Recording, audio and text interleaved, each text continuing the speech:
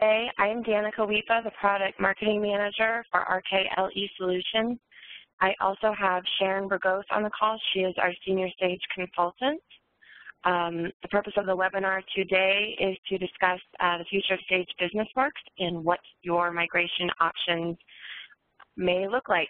Right now, you are all in a muted mode. I will periodically unmute you throughout the presentation for any questions. We would like this to be interactive, so we encourage questions. You can also type them in the chat box, and we can review them that way, whatever you feel most comfortable with. So, Sharon, would you like to get started? That would be great. So let's go ahead and unmute for a moment. If there's anybody who is not able to see the screen at this point in time, would you please let us know that right now? What screen are we supposed to be looking at? It should say focused on you, Sage BusinessWorks migration. Can everyone see that? Oh, yeah. Okay. Okay. And then down at the bottom on your WebEx window, bottom right, is a question and answer section in there. Go ahead and use that section if you want to raise a question. Danica is going to be keeping an eye on that for me, and if I happen to miss something, she'll snag it, and we'll go ahead and stop and take a look at any questions you may have. As Danica mentioned, we strongly encourage you to participate and ask questions. There will be a demo of Sage 100 towards the latter half of our presentation. I'll give you a little warning. It's taking a sip out of a fire hose, but we want to give you at least an overview of the product and let you see what it is, what it looks like. You're going to find it's got a similar look and feel to what you're used to with BusinessWorks. It doesn't take very much to get comfortable with a different product that's a Sage product, so there's a good transition there. But let's go ahead and get started then with the slideshow. And as I mentioned, if you have any questions, please don't hesitate. We'll just go ahead and get rolling with that. Okay, so let's go move forward. Our agenda this morning, we're going to go over introductions. So I'm one of the RKL Sage Senior consultants, been working with ERP systems for many years, have done quite a few transition clients from BusinessWorks into Sage 100 as well as other products, so very comfortable and very familiar with those environments. You have Danica on the phone also. She's our product marketing person, and she's phenomenal for contact information. If you want to, we'll be following up with you about your interest in the products, what your questions and answers are for a lot of the different topics that come up throughout our discussion. So please don't hesitate to reach out to any one of us. We're also going to discuss Sage's plans for the future so that you understand what Sage has in mind to the point that we understand it. So we'll share all the information that we have with you. We'll talk about Sage BusinessWorks migration options, so let you see what kind of options are available out there and the pros and cons of them, how data migration looks, so what's involved in doing it, and how to plan for that transition as you move off of BusinessWorks onto another product. We're also going to do a high-level review of pricing. Then we'll segue into the demo, and then we'll come back for a general Q&A session. Okay. So let's talk a little bit about who RKL is. KLE Solutions, our core competency is with small and medium-sized companies. We even have an IT infrastructure and support group that is product agnostic. So our ERP experience is concentric to Sage. We have an ERP 100 team. We have a 500 team. We have a Sage X3 team. And we also have the IT infrastructure and support, which serves not only our clients, but has its own client base as well. So we have a very thorough end-to-end solution from software systems through support and implementation and so on. We are a certified Sage reseller and an endorsed solution partner. The company has been in business since 2002, and it has consultants all across the United States. KLE Solutions actually is a subsidiary of RKL. RKL is a large CPA firm based out of Pennsylvania, and they are a member of the McLarty Network. Grand total, we are 53 employees strong, and as of a few days ago, we actually got a little stronger, so we're still growing and adding bodies to our teams to meet our clients' demands. Our customer base is more than 530 ERP customers large. Of that, clients we have in 40 states with offices in Boston, the San Francisco Bay Area, Sacramento, Southern California, Denver, Lancaster, Tampa, Phoenix, and Cleveland. The feather in our cap, however, is that RKL has the highest customer satisfaction scores of all of the SAGE North American partners. So that says quite a bit. I mean, RKL is part of the $1 Million Club and the President's Circle, but as I mentioned, the true feather in the cap is the satisfaction. We have the highest support satisfaction rating. So let's talk about what SAGE has in plan for the future. So as we look at this, we're talking really about the top small to medium-sized business, or SMBs, considerations. So here's the list of what we actually are looking at. If you take a look at today's business world, it's significantly more complex than it was 30 years ago, not even 10 years ago. Today we have cloud options, we have mobile options, smartphones, and quite a bit more. And all these, what seem to be disparate tools that start to share resources and interact, provide efficiencies greater than we've seen. There's also more data to sort through, which makes it difficult often to find the true nuggets of information that help you focus on decisions critical to your business. To help you keep ahead, your accounting and ERP systems need to be connected and mobile and provide the intelligence to be easy for you to use. Excuse me, my voice is a little bit rough. Somebody, Lorraine, is saying that her audio is choppy. Is anybody else having a problem with the audio? Go ahead and message in if you are. Mine is okay. I'm wondering if she just has a bad connection and should dial back in. Lorraine, is it getting better for you, my dear? Lorraine, I unmuted you. This is Chad Anderson. I'm with Lorraine here. It's kind of getting a little bit better. It kind of seems to go in and out. It's very garbled and kind of electronic sounding. Do you want to try reconnecting on the phone? Are you using VoIP? We're over our company phone system. Okay. So, well, why don't we go ahead? We can pretty much catch everything that you're saying. I just didn't know if there was any tweaks that you guys could make to maybe fix it. But let's go ahead and go forward. I think we'll be okay without recalling. Okay. All right. Let me know if we need to stop and repeat anything. I'm happy to do so. All right. So let's talk about what is changing for the small and medium-sized businesses. Right now, you have to understand with the change in the world and the technology, business is now becoming a 24/7 kind of a business environment, and many are working in this global economy, not just in the local area around us.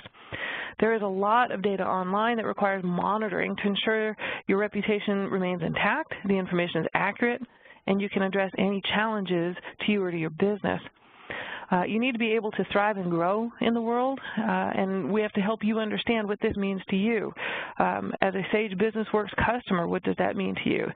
Data is power, especially if you have the tools necessary to, so to speak, tame the data to help drive the decisions that will make your business more successful and profitable over time.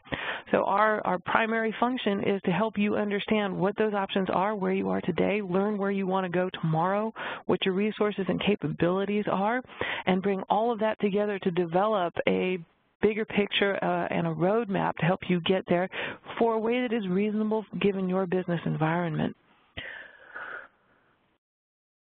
Come on, next slide, there you go. So why are we here? We're primarily here to assure you that Sage is going to continue to support Sage BusinessWorks customers based on the needs of your business. Sage will provide you product and tax updates as needed. So as we move forward, we will keep you apprised of what information we know from Sage and where they currently stand with their with BusinessWorks. At this point in time, our understanding is that they are not going to be creating any new versions of BusinessWorks, but as I mentioned, they are going to continue to deliver product and tax updates as required, so no new development.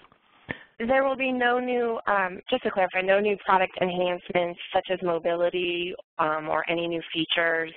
So they'll still maintain and support the product, but there will be nothing new coming to the product. Right. Right. Perfect. Thank you. Okay. So let's talk about what some of our migration options are. There are several options that we're going to take a quick look at. You can continue, when we say an unsupported software, we're talking about BusinessWorks not being developed out any further. And depending on what the issues are, we have to rely on Sage to decide what fixes they will release, if any. And then obviously they're going to give us the updates that they make available. But for those areas that you might want to develop further, it's unsupported. What are the benefits of staying on an unsupported platform? The benefits are fairly low. You do get to maintain what you have. You know it. You can continue to use it. But your risks are high. If there's something that happens to your operating system and you have to move the software onto another machine, if that software is no longer compatible, we have a problem. If there's integration that has to happen, we have a problem. So we have to be careful and understand what the pros and cons are of remaining on an unsupported one. And obviously, the cost of remaining on unsupported is variable. If nothing goes wrong, cost is pretty darn low. But the moment something does go wrong, you're now in a rush mode, and everything is escalated. Costs of doing that are high, and risks are also high. Purchase and implement another Sage solution is another option. So what are the benefits of doing that? If you purchase and implement another Sage solution, we stay ahead of the curve. So your benefits are high. You actually get to take advantage of the tools and features that come in the Sage project that you are using.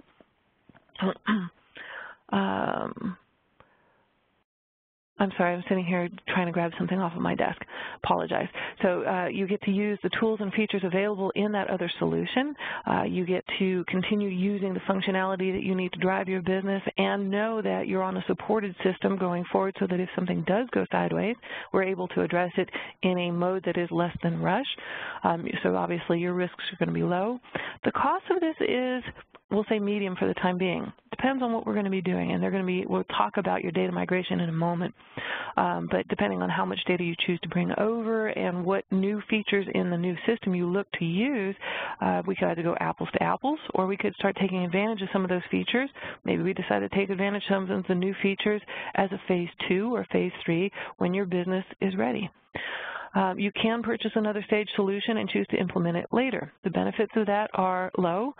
You do have the software, and there's going to be some cost savings to buying it now because Sage is promoting the early purchase of it, but you're not taking advantage of the tool and its products and capabilities just yet. Your risks are medium. You actually have a solution in hand, so if your existing system does have a problem and we have to get you off of it, we have the solution ready to go. We can implement it and move forward, but again, we're looking at a more escalated kind of an implementation. The costs tend to be lower because if we choose to implement later and we're not under any pressure to get something done right away, we can schedule it out in a way that makes sense for you and your business. The fourth option is to purchase and implement a competitive product. If you purchase and implement a different product, a non-Sage solution, in all honesty, we're going to say that the benefits are going to be lower because you have a lot more work to do to get there. The risks are moderate and they're medium. You have to look at what's involved in getting your data moved over. You have a training curve that's going to be higher. It's a different product altogether, which means a different design, a different look and feel. If you stay within the Sage family of products, there's some continuity that you can see from one product to another, and the workflows tend to be very comparable. And the cost of this is going to be medium as well. So you not only have the cost of the software and the implementation, but then you have the increased learning curve, and we cannot speak to what would be involved in getting data moved over. It really depends on what product you're looking at. Let's go move along. So Sharon, let's open up for questions. And I did see that Lorraine asked, what does heritage portfolio mean? And it's essentially what I said, Lorraine. The heritage portfolio means there will be no new enhancements to any products placed in that group or category. They will do bug fixes and any updates to maintain the system, but nothing new will be added to enhance it. Matthew Mueller asked, will current BusinessWorks product be available to download if I need to reinstall the software? I would believe yes.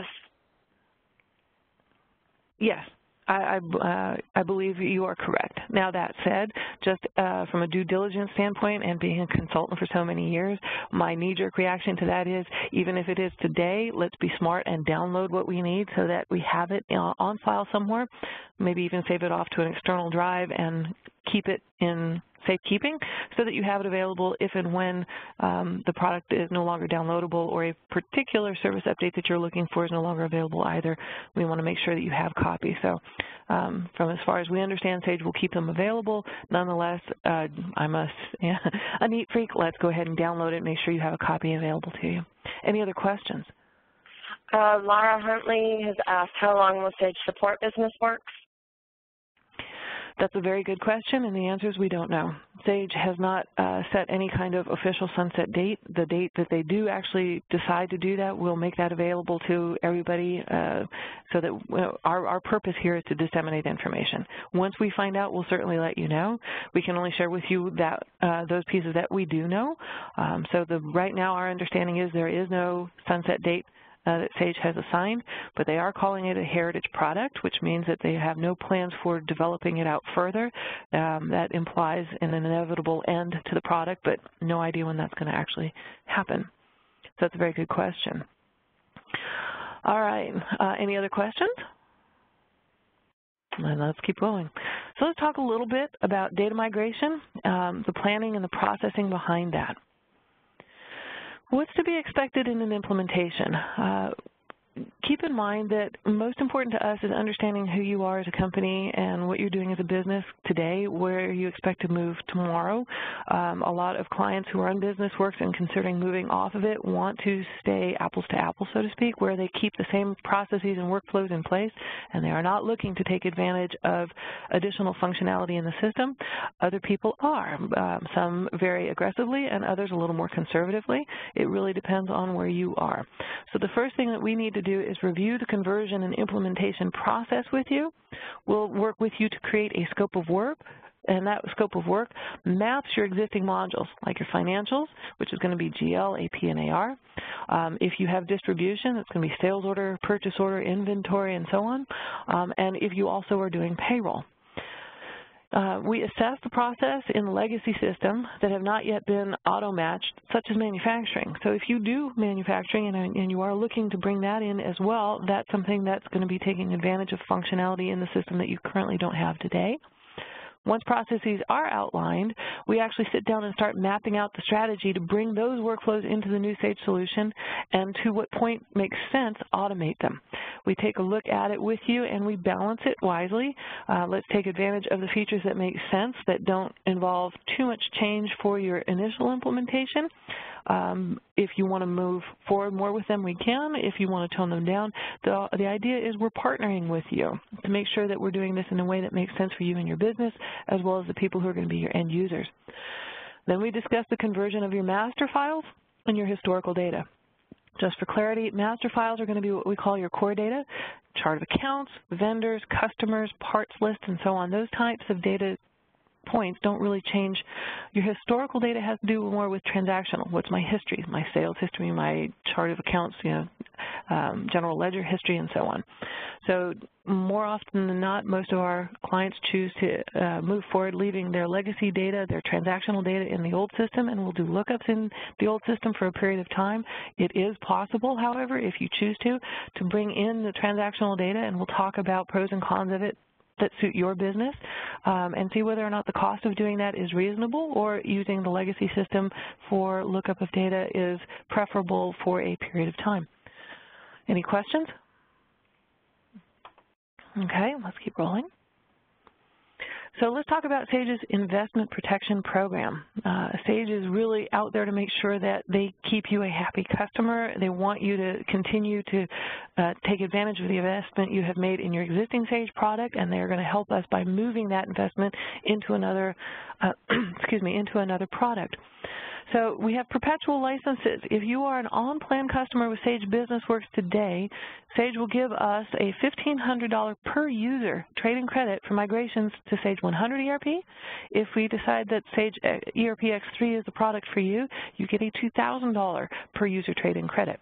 If you are on off-plan Sage BusinessWorks customer, so you're not current on your maintenance plan, they'll give us $750 per user trade-in on Sage 100 and $2,000 on X3. Now, Danica has done some amazing things. Danica, you want to go ahead and jump in? Right. So if you are off plan, we have been able to work with Sage to get you back on plan. It's usually for a fairly nominal fee. And then once you get back on plan, we're able to get you that full $1,500 or $2,000 per user trade-in credit. So we have been very successful making sure that customers can take full advantage of the trade-in discounts. Exactly. So if you're in a position where you are one of the off-plan customers, make sure you reach out to Danica and have her wave her wand. She will work with you and with Sage to make sure that we get you the best possible investment plan available. All right. Here are some pricing samples. Well, let's suppose you're looking at Sage 100 Financials Bundle. If you're looking at the Sage 100 Financials Bundle and we're looking at, let's say, a 5-user base, you're talking $1,650 for the product. Included in that is going to be general ledger, accounts payable, and accounts receivable, along with the financial. Danica? It's $1,650 per user. Per user. Right, $1,650 per user times 5 is $82.75. And then when we take off your per user discount, you're removing a $7,500 discount out of the system totals, and you're down to $750 plus your maintenance. So this is like every other Sage product. Mm-hmm. Yep, and just so you know, your maintenance fee is based on the actual price of the software, not the discounted price. Good point. Thank you. Mm-hmm. There also is the distribution bundle. Now, the distribution bundle includes the financial bundle plus sales order, purchase order, inventory, bill of materials, and what's the other one? RMA. RMA, thank you. Yep. And here we go again with the cost per user is $24.75. If you're looking at a 5-user package, that's $12,000 minus $7,500. You're looking at a $4,800 investment, and then your silver plan maintenance through Sage. Now, if anybody has any questions about the different maintenance plans, we can certainly answer those as well. And keep in mind, that was just basic pricing. That does not include payroll, fixed assets, any other things like that. But again, once we sit down with you and better understand your business processes and needs, we can get you more accurate pricing. Correct. Okay, so let's talk about how we plan for a transition. Project scope is critical. Project scope defines what we're going to build and how we're going to build it with you and how we're going to implement it and how we're going to train and support you. So we'll actually sit down with you and your teams to review your existing processes. We also want to understand how you're currently using Sage BusinessWorks. What are you taking advantage of? What do you like? Do you not like? And map out what you would like as part of a new solution. We also take a look at anything you're doing outside of the system. So when we sit down and talk about workflows, I oftentimes see spreadsheets come out, and I see other kinds of third-party tools that people have implemented as a part of their daily routine. So we want to take a look at it and map out what your existing workflow is, and then start to align that with a product like Sage 100, or if we're deciding that we're moving you to something like Sage X3, we can talk about mapping it into that. We also review timelines. Whether you want to implement now or if you want to implement later on, we actually set up the implementation time period to span the period you're looking for and to be as aggressive or drawn out as is right for you. So your pace is what's going to define how long an implementation takes. Sage has some incentives. So through the Sage Investment Program, Protection Plan, they're offering really significant trade-in incentives. This set of incentives is set to expire on 6/30, so June 30th of this year. And right now our understanding is that the discounts are not going to get better than they are today. So again, we can only speak to what we know. We do know what they are today. The expectation is that they won't ever get any better. More than likely, the incentives will not be as great and strong over time. So we are really at the, I'm sorry? There's a chance that the dates may get extended, but like Sharon emphasized, the discounts are as good as it's going to get. So, Lorraine had another question. Do all the new Sage products use pervasive databases? The back end to the different products are all different. So if you're taking a look at Sage 100, there are a couple options there. For Sage 100 ERP, you have a ProvideX application that sits on top of flat files if you're using standard or advanced. If you choose to, you can go to SQL backend, so that's using Sage 100 ERP Premium. So standard and advanced are flat file backends, and Premium is SQL. If you look at Sage X3, that also is a SQL backend. Good question. Any other questions? Oh, okay. I'm not seeing any. Okay. All right. So, boys and girls, let's go ahead and take a look at the demo.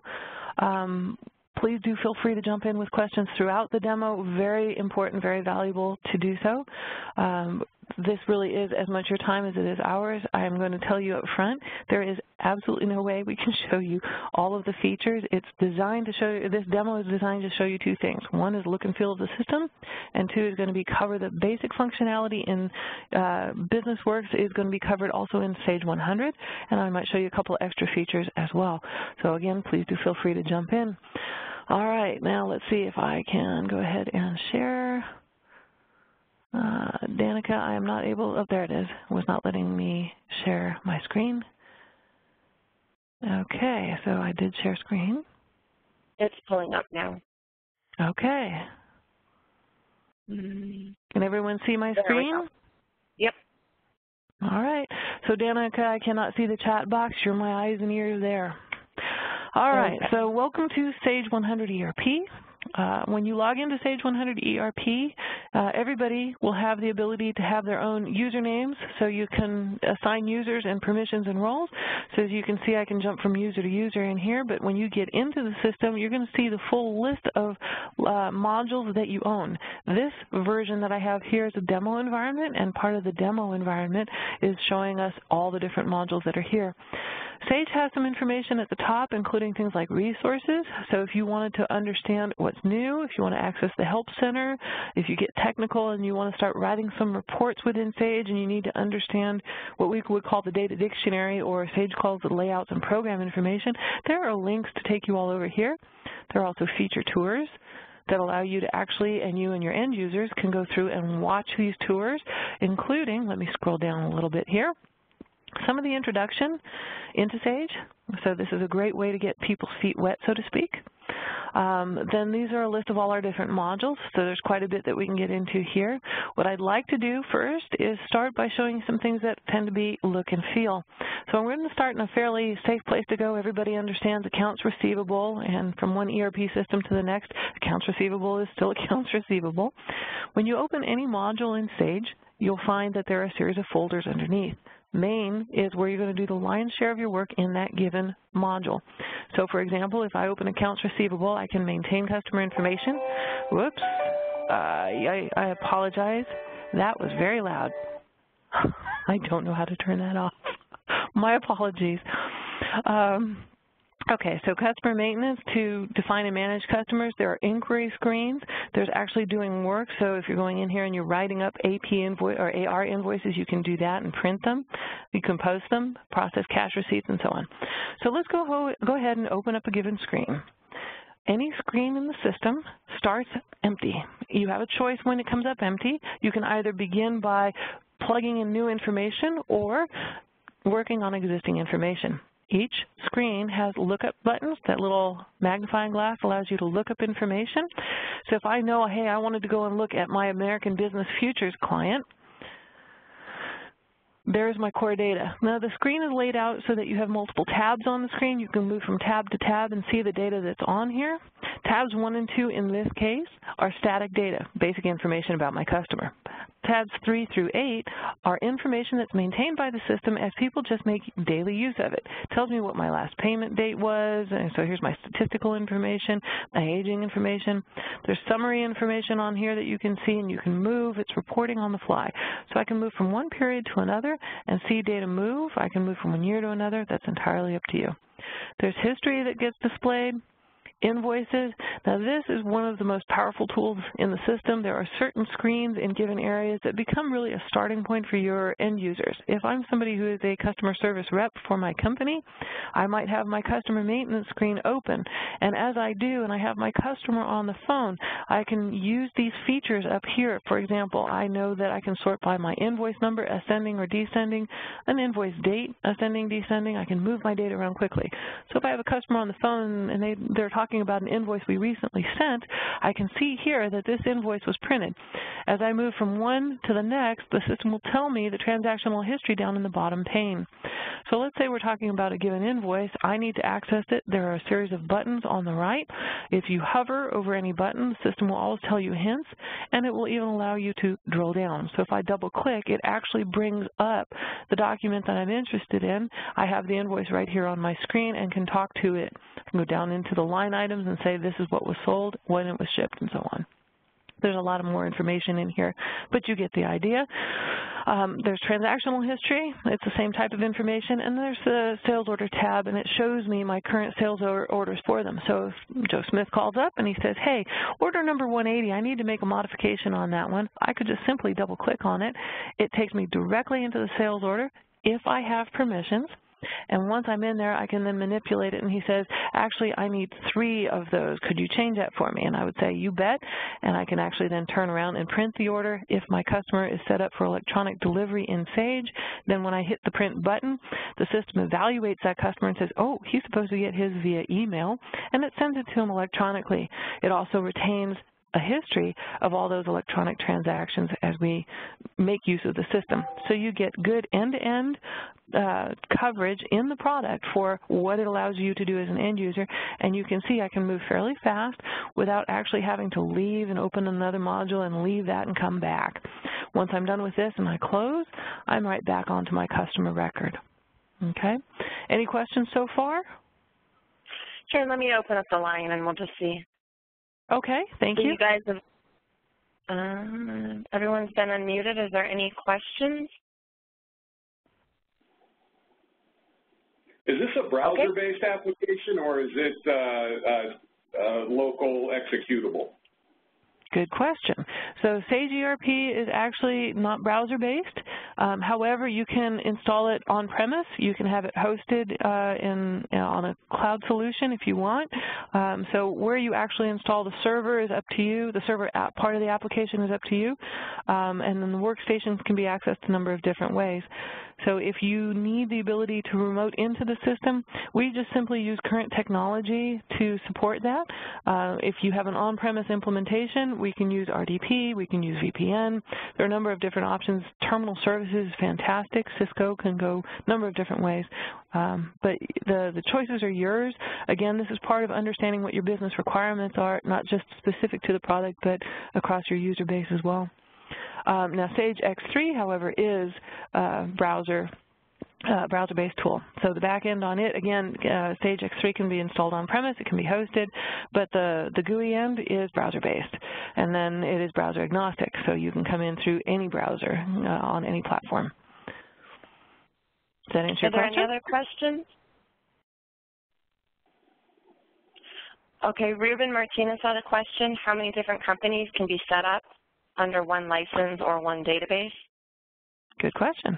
In Sage 100 ERP, you can set up as many companies as you wish. Company codes are 3-character codes, so you're looking at 999, actually 1,000 if you're using 000 to 999, plus every iteration of numbers and letters. So right now I'm in company code ABC.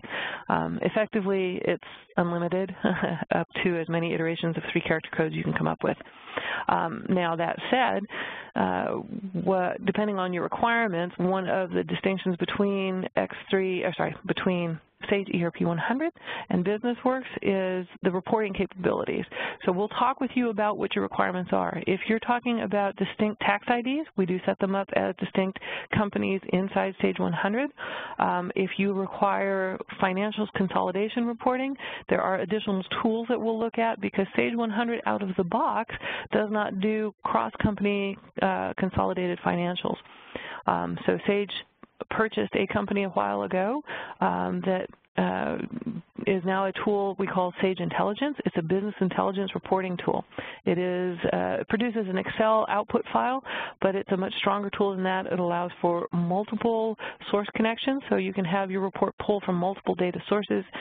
You can develop the reports in any format that you wish. It's really a reporting development tool. You also have some additional features in the tool that we could get into, but the basic point is, depends on what you're trying to complete. The answer is you can have as many company codes in Sage as you wish.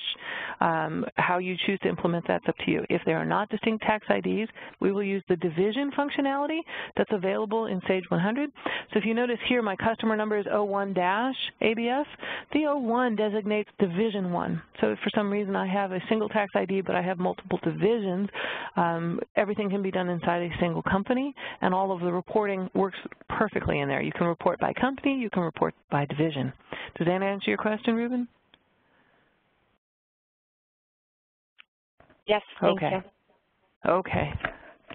All right, so Lynn, let's keep going. I'm going to go ahead and close this, and we're going to go into reports. Reports are all Crystal-based in Sage. Crystal Designer is a reporting tool. It is not one of the Sage owned products. However, it is bundled with Sage. So when you buy Sage 100 ERP, you get a full license of Sage, which means that you can download and install the Crystal Designer. And for anybody who's interested, you can actually modify any of the given reports that are in here. You can even add in your own reports. So if you add in custom reports, you can assign that custom report to the module that it pertains to and build it in right there. From an end user standpoint, they wouldn't even notice the difference between it having been part of the original product or something that you built and or modified. So these reports are very powerful. The reports themselves, let's go ahead and just open up something like the H-invoice report. You have a selection window here. You'll be all familiar with how these kind of selection windows work. Once you actually go and run a report, so I'm just going to go ahead and hit preview here and pick up all the defaults. Let's let that run. And let's go. Come on, there we go. So when it actually presents the data to you, you have a couple of options. I'm going to go ahead and maximize my screen. Gosh, it's awfully small. Let me make that a little bit bigger. And one of the nice things in Sage is you can define what view size you want it to come up to, so you don't constantly have to resize it for yourself. But so this layout is your basic layout from Sage. This is one of the out-of-the-box reports. If you ever needed to, there are functions that you can use where you can export. And when you choose to export, you have the capability, and this applies to all the Crystal reports inside Sage. You can export them to a number of things, including Excel. So if you wanted to export something like this into Excel, you certainly can do so. And then you can save it to a disk, or you can actually open it up right away and present it in Excel. When you do, that data comes up, and we're going to say OK. It drops it in, and there it is. Let's make this a little bigger here so that you can see. Your data is presented. What we end up doing is typically people who want to drop things into Excel struggle with the notion, hey, this is not looking the way I want it to. I want to see it in a format that is much more user-friendly. So what we'll do is train you, and this is something that's important to understand. We will work with you to the level that you would like us to. So if you want to be very independent, we will train you quite a bit in the given areas where you would like to be independent. If you say, you know what, we're just busy running our business, this is why we have you in here, could you develop these reports for me? The answer is absolutely. You can start by doing a save as, and you start creating flavors of reports. This is a very powerful tool. I could generate one that I have called for Excel, and when I do that, I actually go and modify the construct of the report so that it lays out in a way that when we drop it into Excel, it's ready to roll. Okay? So it's a very user-friendly tool. It's a very powerful tool. It lets you get at the data that you need very quickly. And if you need to export it for some reason, then you have those capabilities at your fingertips. Let's go ahead and close that, and we'll minimize that. All right. Any questions about reports? No? All right. Let's go into setup. Each module has its own setup. This is very valuable. Any given module, we're going to start, we talked about how important it is we understand what your business workflows are. Once we understand those workflows, we show you and we start configuring the system to work in a way that makes sense for you. And we turn on and off these functions. Later on, if you've decided that, you know what, right now we're posting all this information in the general ledger, to the general ledger, and we're posting it in detail. You guys might want us to turn that on initially because you want the satisfaction of understanding that your data is rolling from the subledger to the general general ledger and you're not missing a thing. After 2 or 3 months of this, your person who's handling the accounting says, that's a lot of data. I would much prefer it come up in summary. Do you require us to come and do any programmatic modifications? And the answer is no. We'll tell you, oh, to turn that off, you simply deselect it, and say accept. And you have now reconfigured your system. So our objective is to set up your business, to set up the software to do what your business needs now, and then train you so that as we move forward and your business grows and changes, that we can actually start modifying it 6 months down the road and so on. And you decide you want to start using a module, you want to start using the module in more detail. That is natural growth and progression for a company. This is a healthy company objective, so we'd like to see that happen. Each module has its own setup area. As we go through these setups, it's something that we do initially, and then your power user, you might have 1 or 2 leads who understand the area. As we go through those areas and time progresses, we'll definitely make sure that you understand what the capabilities are, and as your business needs grow and change, we are your primary resource. This is what RKL wants to be, and this is why we're so strong on the support side. We understand who you are as a company, as a business. We take the time to invest ourselves in you. So it's an ongoing working relationship. This way, when you have a change that comes along the way, you bounce it off of us. We work with you through the pros and cons. We'll even go as far as to set up an environment that we call the test company, and we call it copy for testing.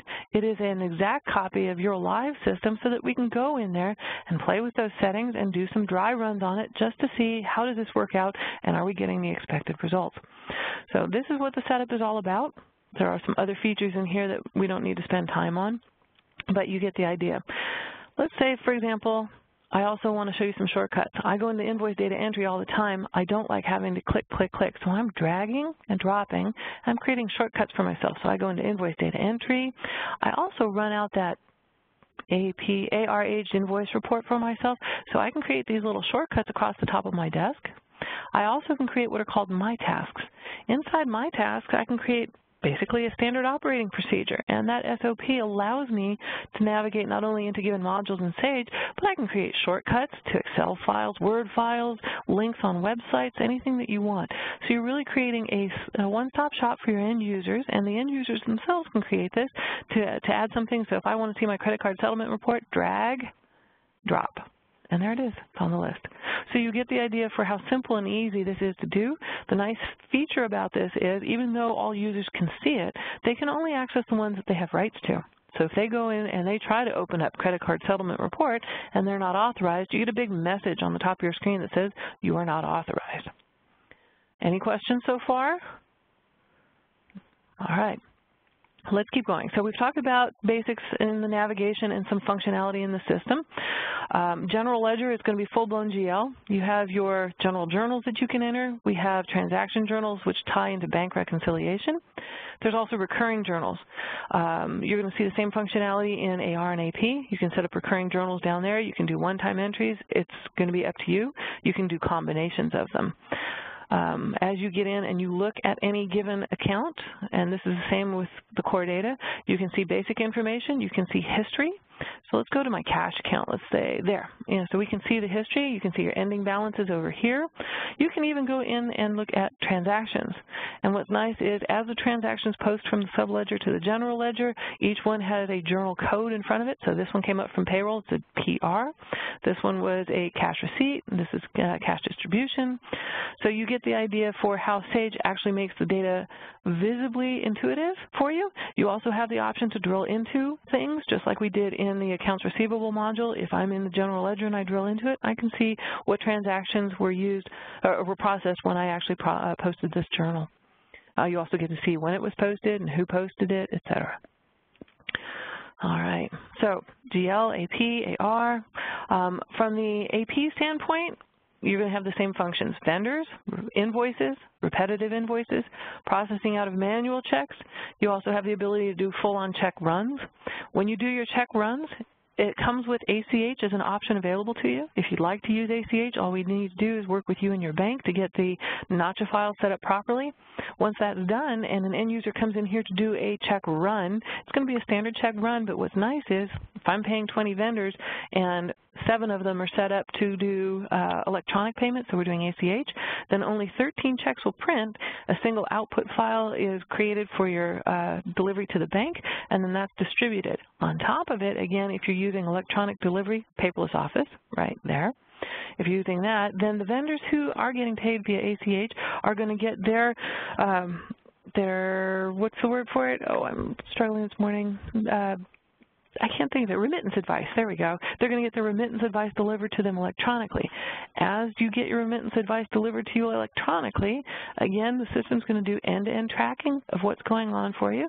And if I go over here to invoices and I pick on any one of them, there will be buttons available if I have it turned on. In this demo environment, I do not, but in the customer side, we did. There's a button here that says, take me to paperless office. And in paperless office, you'll see exactly what got sent to whom on what date. You even have the option to resend it, to open it up and see the attachment, which is, in this case, the remittance advice. So that's the basic navigation.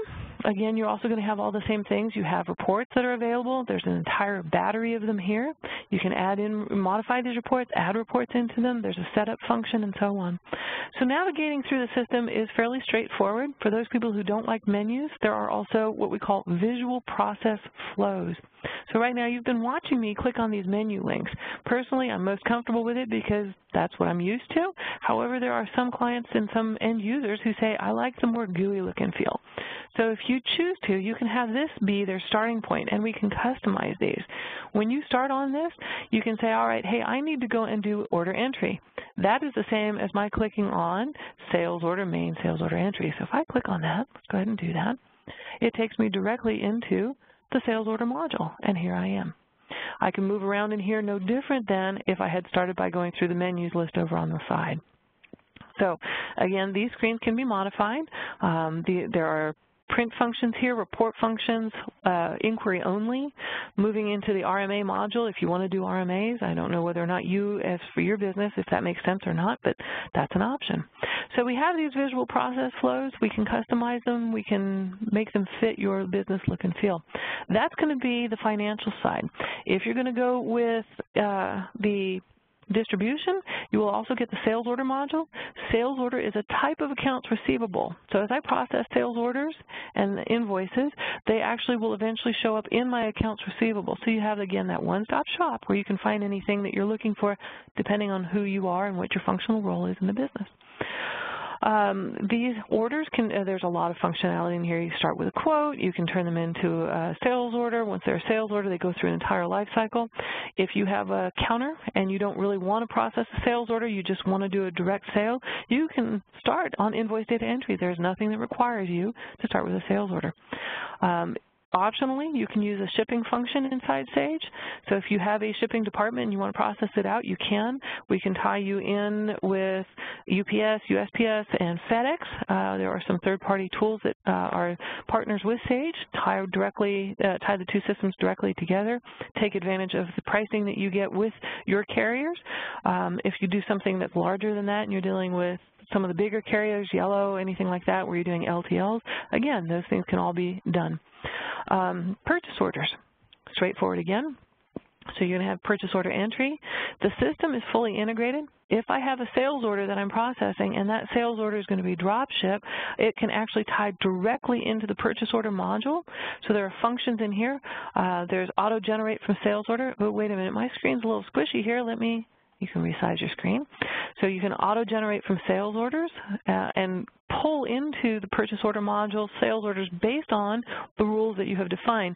There's a lot of check boxes over here. It's actually not as scary as it looks. It's fairly intuitive, but we will go through this as part of the training function if this is one of the features you intend to use. The nice thing is, again, end-to-end workflow management in the system. So let's close that up. Full-on reporting available, so you can run reports out of the system, same as anywhere else, modify them if you need to. All right, so let's close up sales order and purchase order. Any questions on sales order, purchase order?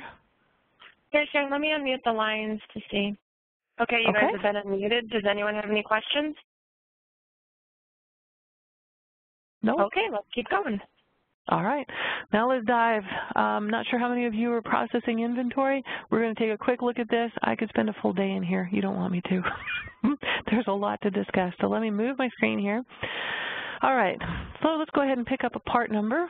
What is nice about the system is you can have a single warehouse, you can have multiple warehouses. If you have multiple warehouses, you can make some of them logical. They don't all have to be physical. So if I have a QA warehouse, I can see where product has moved from one warehouse to another and that it's not currently saleable because it's in my QA, but I know that it's coming. The system will maintain all this information for you. Quantity is physically on hand, what's on purchase order, what's on sales order and back ordered, committed and available. If you're doing manufacturing, there's some other things in here that we can show you. It'll say on work order and committed for work order. This company is not currently configured for it, but we could go there if you wanted to. So this is the basics around it. You have a lot of detail in here that gets set up, including automatic management of sales information, purchasing, and then what your last costs are. So if you're doing price levels for your customers, you can. If you have pricing set up by vendor, you can do that. There's functionality in here for aliases. That's very friendly. Everybody loves this feature. So if your vendor has aliases set up, vendor part numbers, and you want to associate a vendor part number with a given part, you can do that. And on the printed purchase order, you can have us print your part number and or their part number. So there's some strong features in there. There's reordering functionality in the system. You can handle sales promotions. And then this IT item in here allows us to have some controls over if you're going to do web-based sales, we can help you with your web-based sales as well. That's opening a completely different discussion. All right. So again, you're going to have a number of tabs across the top. Tabs 1 and 2 are your basic information about your product. Tab 3 shows our quantity information. 4 is our history. Now I can see quantity history, I can see sales history, and I can see receipt history. So depending on who you are, again, it's very helpful to have these functions and features available. You don't have to run reports to get the data. You can see them right away. Transactional data in here, if I need to search for a certain transaction, I want to find out how in the world did I end up with the number that I'm at today. That does not make sense, or I'm looking for a transaction, I didn't find it. You can come and dig through the data, and you don't, again, have to run out the reports. It's data on the fly, and there are search functions available. You also have the ability to process orders. I can drill down into a purchase order. See how the radio button there is for purchase order? I can also look at sales orders, placing demand on my part. So if I want to take a look at a sales order, I can see when the due date, what the order date is. You can modify these columns. We'll talk about that as well. Cost details. Cost details tells you, based on your valuation type, how did I land at the cost that I am today. You might be running average, FIFO, LIFO. You also have the capability to do lot and serial tracking. So if you're a food manufacturer, you're going to be doing lot tracking. If you are a manufacturer of machinery, you might be doing serialized inventory on certain part numbers because they're going out under warranty. Again, end-to-end functionality. As we're processing those transactions, you're building them. The system will insist on a lot number or serial number, depending on what the product is, be entered at the time you're processing an item in or out. Transferring it doesn't matter. The system always has to keep track of it. The software is fully barcode enabled, so if you wanted to go use a barcode system, you can. We'll talk about functionality and capability there and what barcode system you'd like to use and how deep you want to go with it. Physical counts. Again, physical counts are standard part of inventory. There's quite a bit that we could discuss. If you're going to be doing manufacturing, we have discussions. I'm not going to spend the time right now unless there's somebody who would really like to do that. We can always go offline and take a look at this together. You can use bill of materials functionality for lightweight manufacturing, just to simply produce parts, and you don't want to track things that are very short life cycles. If you're going to be doing work that is larger life cycles, we would encourage you to take a look at the work order module. Depending on how sophisticated you are, we might even look at some of the additional modules that are not currently installed in this system here for more robust processing. So that kind of gives you a feel for it end to end. Last thing I'd like to share with you is custom office. Sage designed this product to cover the 90% rule. It will take care of 90% of the functionality requirements for clients across multiple industries, which means that 10% of the functionality isn't going to be there. So if you're somebody who produces cookies, and you want to track what kinds of cookies your customer likes or a certain functionality, and there's really no place for me to put that kind of information, I might want to track it as a user-defined field. A user-defined field is exactly that. I can create a field, and I can make it a free-form field where I'm just simply typing in text, like this field here. I can type in anything I wish in my address field. I can have some controls over it, where I have a lookup button. And a lookup button says, here's a list of values that you can use. So there's a lot of features and functionality designed into the system to allow us to create user-defined fields and place them not only on screens, but have them become a part of your workflow.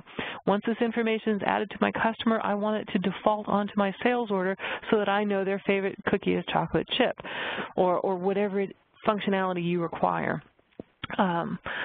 Those customizations get done in here. So I can create user-defined fields. I can even create user-defined tables.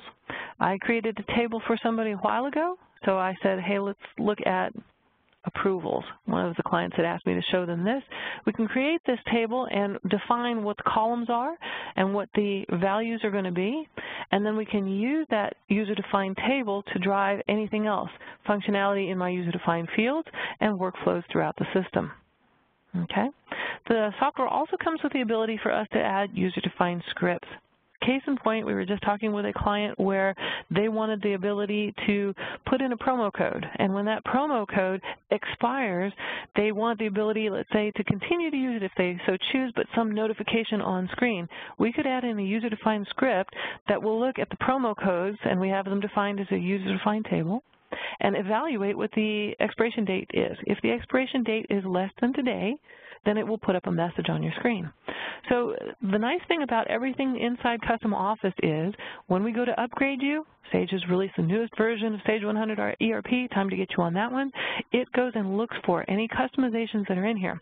We use the word customizations, but people much prefer the word configurations.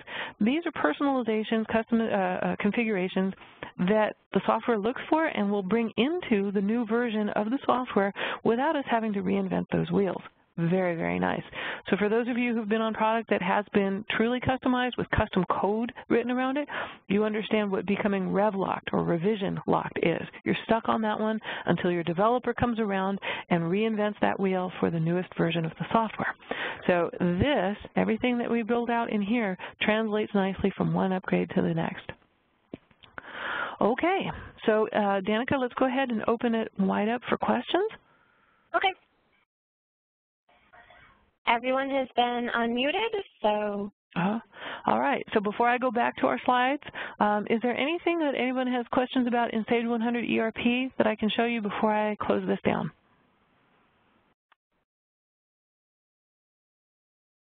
Nope.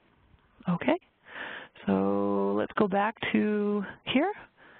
Can you see the slides again? Yep. Okay.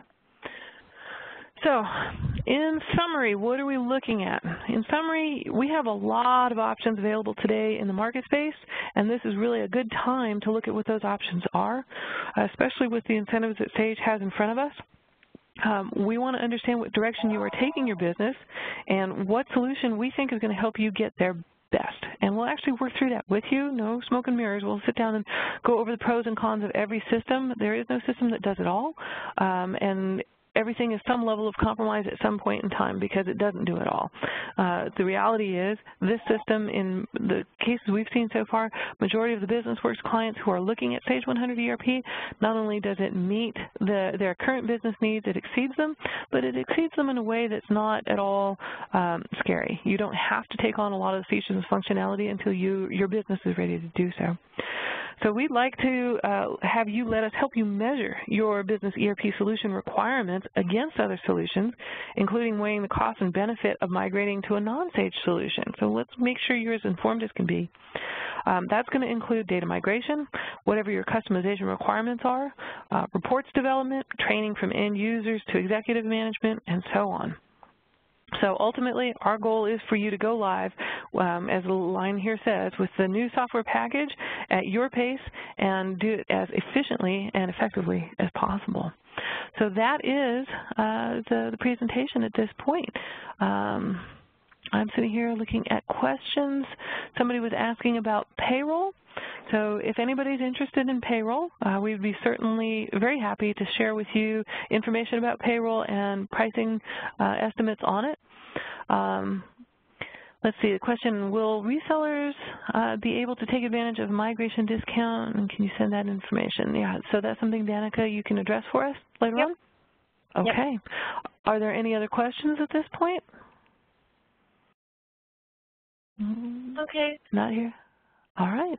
Oh, then next no, step. There's so one more Danica? question. Okay.